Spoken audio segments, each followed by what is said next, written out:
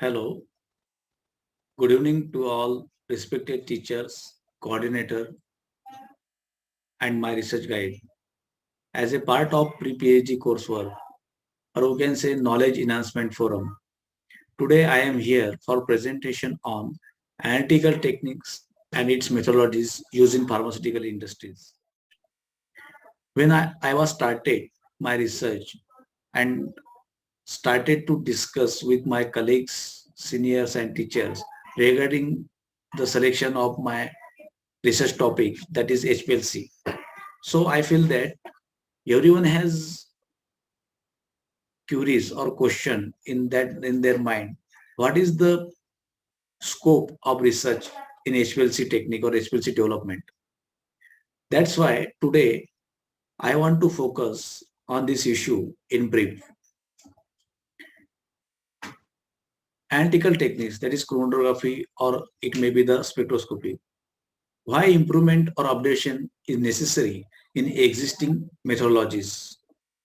Then again, why analytical methods should be accurate, precise, linear, and specific. We can also take quick review on role of analytical standards in analytical chemistry for accurate and analytical results. Why accurate reference standard is required for determination of assay and related compounds by HPLC or FTIR. Reason or awareness of recent scenario. We have to develop new methods or updation in the existing method is required because of the changes in route of synthesis. That is, synthesis or manufacturing of the drug substance or drug product. Every manufacturers have different route of synthesis and therefore their impurity profile is different. It cannot be matched to anyone. That's why if route of synthesis is changed, there may be the possibility of the carryover of the different type of impurities, different type of degradation products, or there may be the another impurities which may be the degradants. That's why we require the specific method which can separate the all analytes, known and unknown impurities at that particular route of synthesis. And we require method development for that particular route of synthesis. Again, changes in HPLC column lot. There may be the change in quality of the column packing material, basically silica, or we can say the modified silica. In that case, if silica quality is changed, chromatogram is not reproducible. And if chromatogram is not reproducible, then it cannot be easy to explain or justify it with regulatory bodies because validation is not support for this change in pattern in chromatography. That's why in this case also we required the updation in existing method or we have to develop the new method.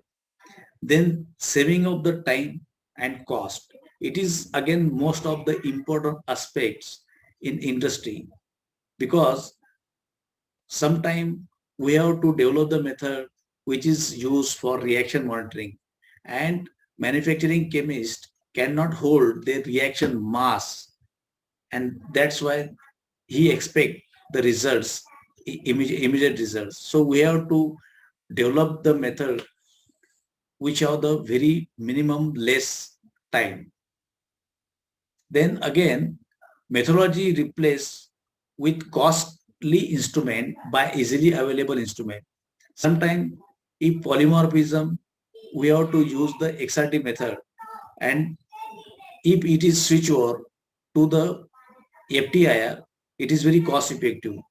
Sometimes old methodologies and not meets CGMP regulations.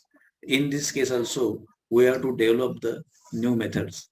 Then how it can be achieved? Actually, development or modification of the method should be start with the QBD basis, that is quality by design. It can the minimize your failure and improve, increase the accuracy of the new method. Then use the new modified column and implementation of recent analytical updation and instrumentation. Then conclusion. Then overall is continuous development is required to meet the current GMP regulations, to reduce the analytical cost, improvement in product quality, avoid repetition and failure of experiments, minimize regulatory queries. So overall conclusion is that development is continuous process. So start now and keep raising the bar every day. Do the best you can until you know better.